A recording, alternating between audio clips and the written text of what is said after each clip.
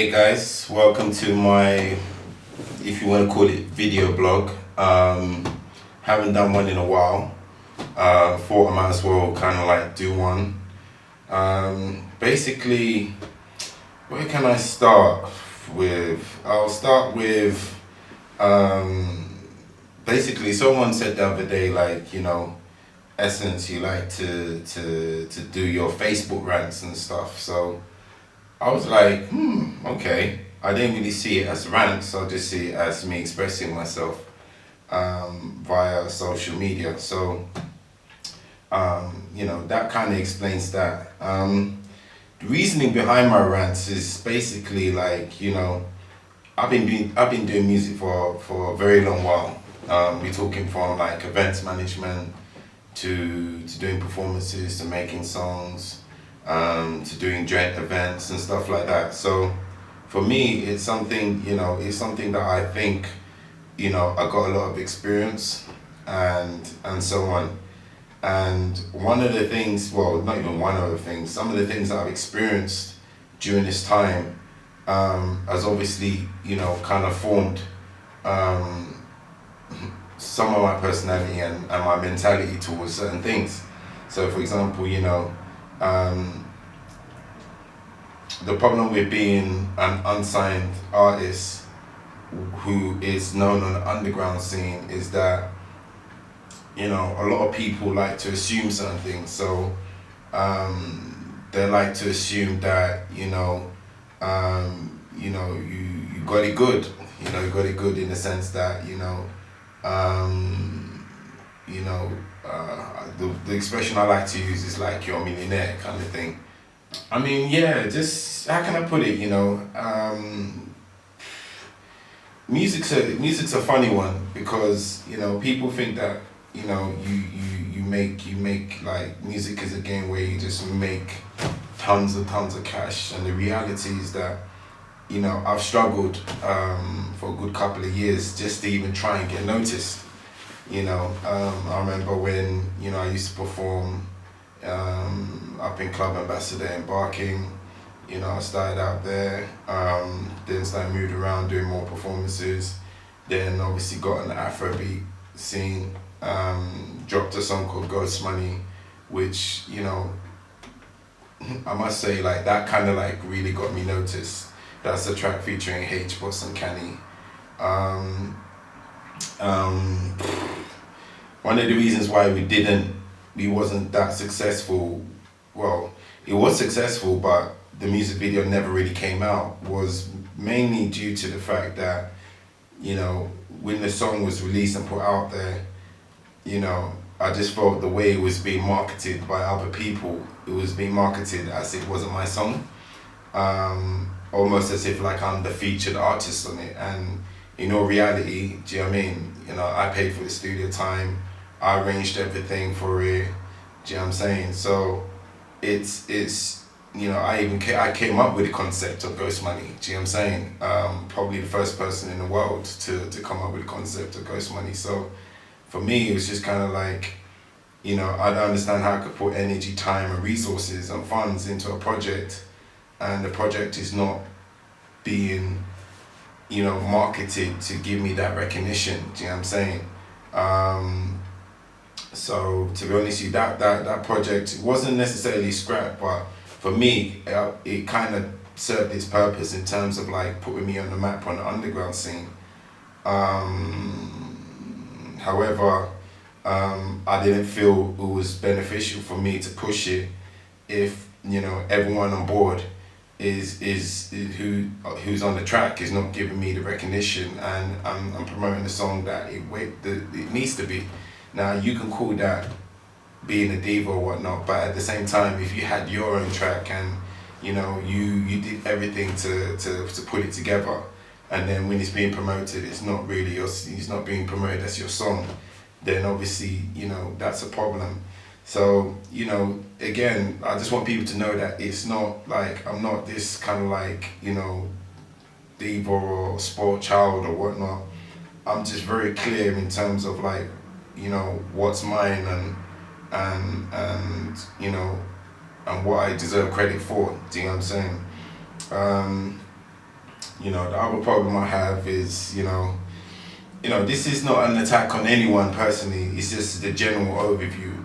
The other problem I have is like, promoters will see that, okay, yeah, you got videos, you got this, you can perform live, you got, you're the real deal, and they'll book you, and then you become like, it won't make sense. Do you know what I'm saying? It's because they'll book you, and then you start talking about, okay, payment, then obviously they want to pay you, and then you say, okay, the minimum requirement if I want to do it is I'll come, but I need travel expenses. You need to cover the cost of me coming to your venue to perform at your venue and for me to go home. You can't expect me to travel. Like, I remember there's one guy who wanted me to travel all the way to Manchester. So that's like, that's just 2.5 hours on train, 4 or 5 hours on coach if you want to go by coach. And imagine there and that back to perform for like 15, 20 minutes. And, and everything is coming out of your pocket. So for me, that sort of mentality from promoters makes no sense. You also have other situations where, promoters would be like, yeah, okay, cool, I'll sort you out your travel expenses. Then when they're supposed to give it to you, they tell you to come down on the day. Now, I've been through that scenario where they tell you to come down on the day, and most of the time you don't receive anything. So for me, it's very important. Like, I treat music now almost as if it's a semi-profession. Do you know what I'm saying?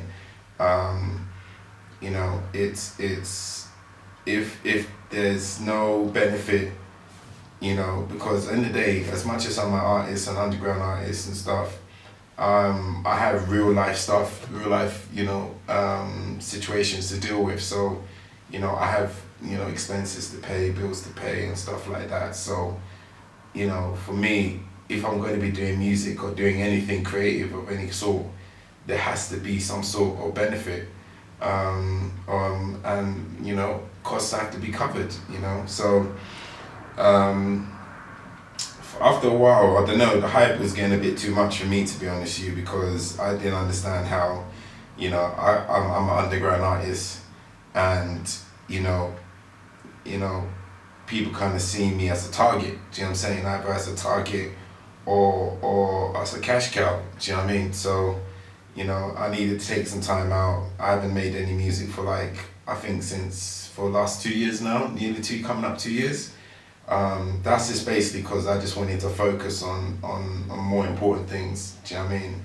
I.e. health, i.e. stability, do you know what I'm saying? All those sort of things. So, but I'm still going to be coming out with some music. I've got a couple of tracks that, sound good, and but my future projects, a lot of my future projects are going to involve a Manchester and Leeds based crew called DSP, Diamond Splash Entertainment. So I'm going to be doing a couple of projects with them.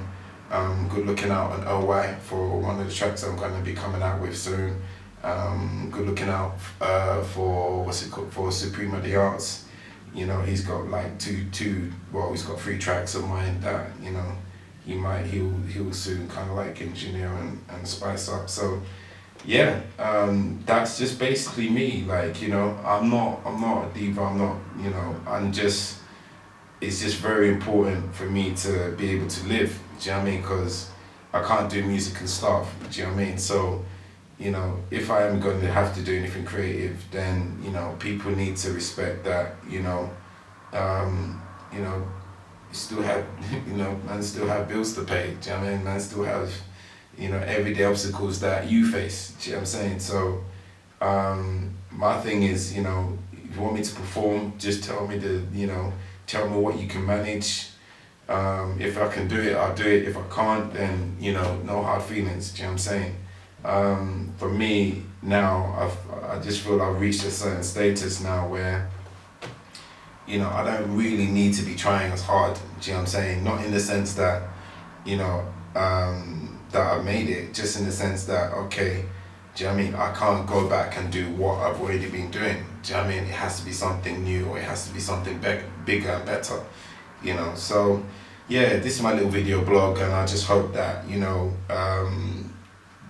this video blog goes to kind of like, just, how can I put it, just reconstructing your perception of Essence. I recently changed my name to, well, I haven't changed, I'm always changing my name, but I've altered my name to Essense, which is spelled Essense.